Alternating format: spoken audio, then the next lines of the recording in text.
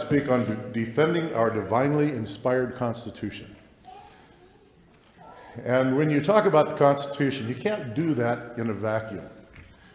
The Constitution of the United States is part of a series of events that Elder Mark E. Peterson of the Quorum of the 12 Apostles called the Great Prologue. And it was a series of events that began after the apostasy was complete around 400 AD. And if you read the 13th chapter of 1 Nephi in the Book of Mormon, they have a whole chapter where they talk about a lot of the things that happened in this great prologue. Now, in the political part of the great prologue, perhaps the first truly significant event happened at a place called Runnymede in 1215 AD, when a king, John Lackland, signed a document called the Magna Carta. Up to that point, all kings had divine right of kings, and they were subject not to law, but to their own whims and fancies. At that moment, he became a constitutional monarch subject to rule of law. And that became the basis for the political process, which was part of that great prologue. And then you go through the English Petition of Right, the English Bill of Rights. Then when you get to these shores, the Mayflower Compact, the Fundamental Orders of Connecticut, leading up to a marvelous document on July 4, 1776, the Declaration of Independence. Declaration of Independence was born from a period of time which was called the Enlightenment, when people began to search for truth. And that document is unique. There was no document like it before. There's never been another one like it after. It's absolutely unique. Today, it's probably unconstitutional. It talks about that we should take our place among the powers of the earth, that the laws of nature and nature's God entitle us. Then it goes on to say we hold these truths to be self-evident, that all men are created equal, that they are endowed by their Creator with certain inalienable rights, that among these rights are life, liberty, and the pursuit of happiness. That to secure these rights, governments are instituted among men, deriving their just power from the consent of the governed, not the king. And that when any government becomes destructive of these ends, it is the right of the people to alter or abolish it, and to establish new governments, laying their foundations on such principles and organizing their form in such manner as to them may seem most likely to secure their safety and happiness. These were amazing words that had never been spoken. They had been thought by philosophers but never put into government.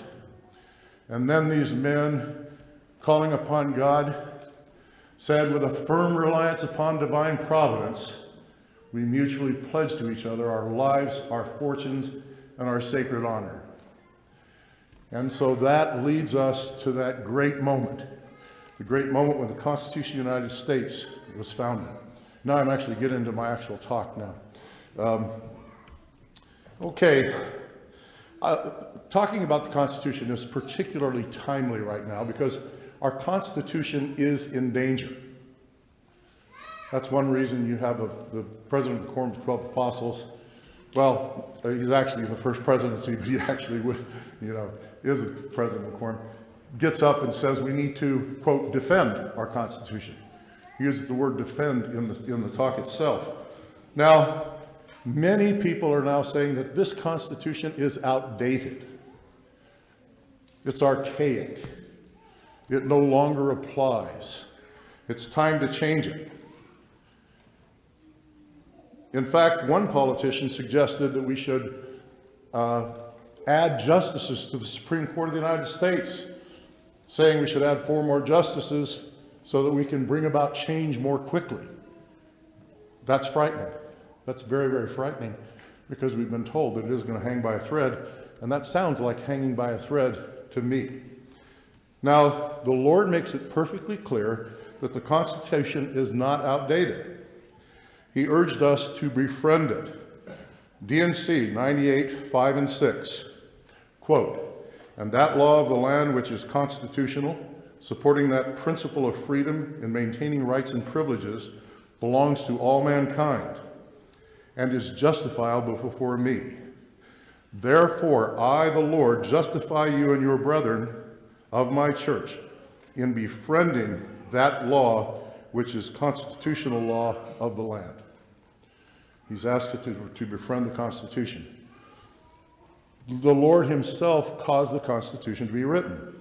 In the Doctrine and Covenants, 101st section, verses 77 through 80, it says, "The laws and constitution of the people which I have suffered to be established and should be maintained for the rights and protection of all flesh, according to just and holy principles, that every man may act in doctrine and principle pertaining to futurity according to the moral agency which I have given unto him, that every man may be accountable for his own sins in the day of judgment.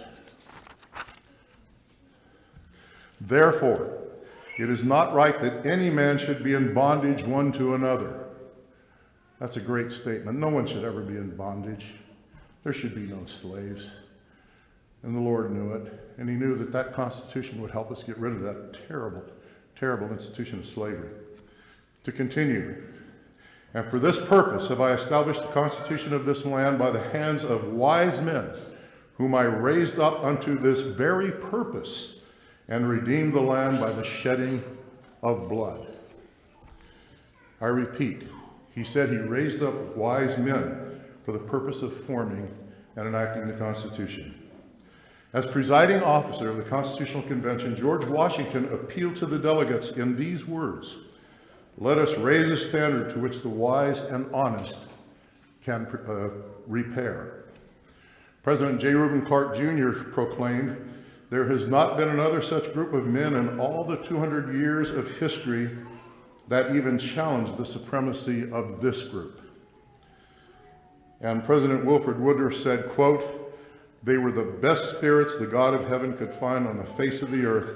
They were choice spirits." President J. Reuben Clark Jr. continued, "The Constitution was not a fully grown document. On the contrary," he explained, "we believe it must grow and develop to meet the changing needs of an advancing world. For example, inspired amendments abolished slavery and gave women the right to vote. However," he continued, "we do not see inspiration in every Supreme Court decision interpreting the Constitution."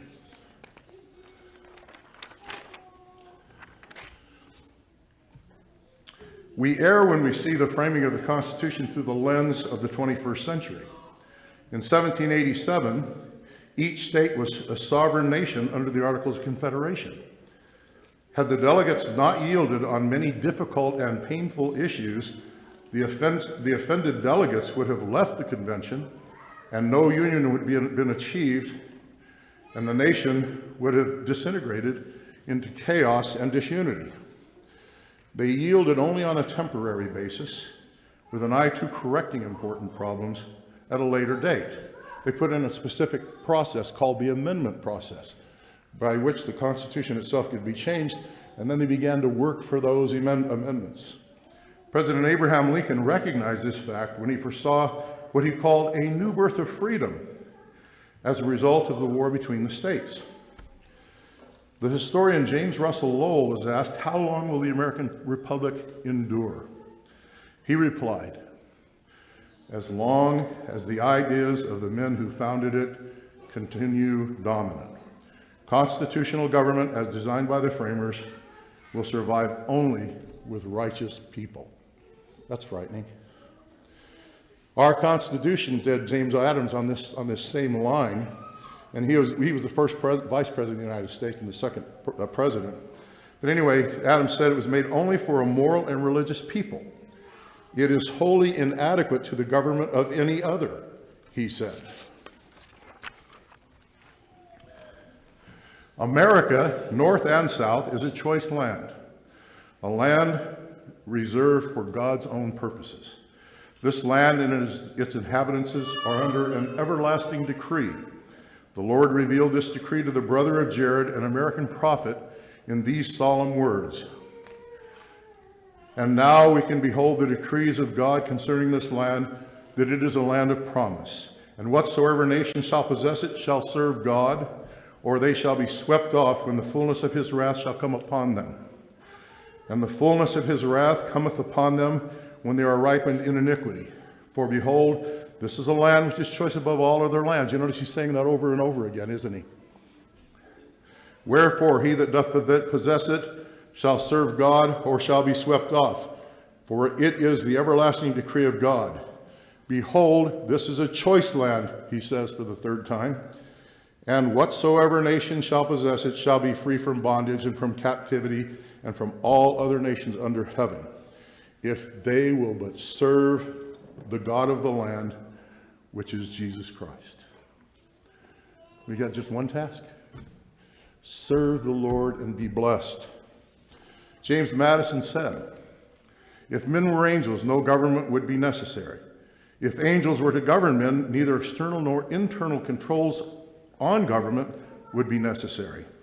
In framing a government which is to be administered by men over men, the great difficulty lies in this.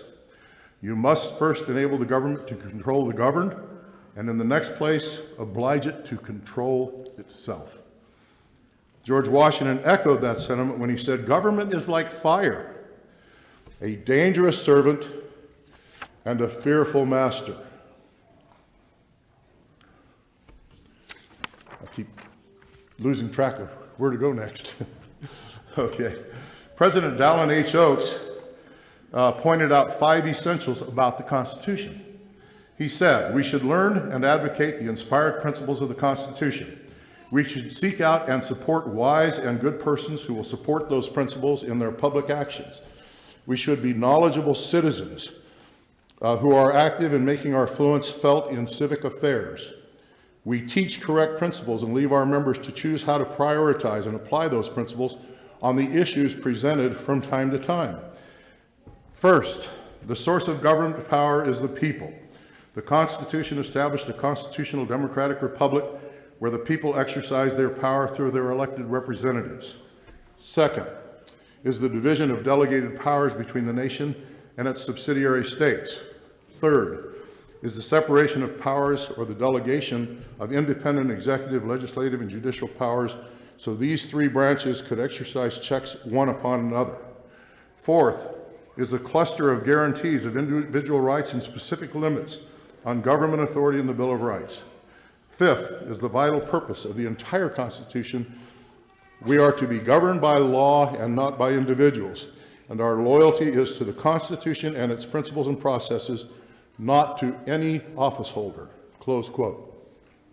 President Oaks emphasized the importance of the Bill of Rights when he said, I've always said this about the Constitution itself, but he said it about the Bill of Rights. Without a Bill of Rights, America could not have served as the host nation for the restoration of the gospel.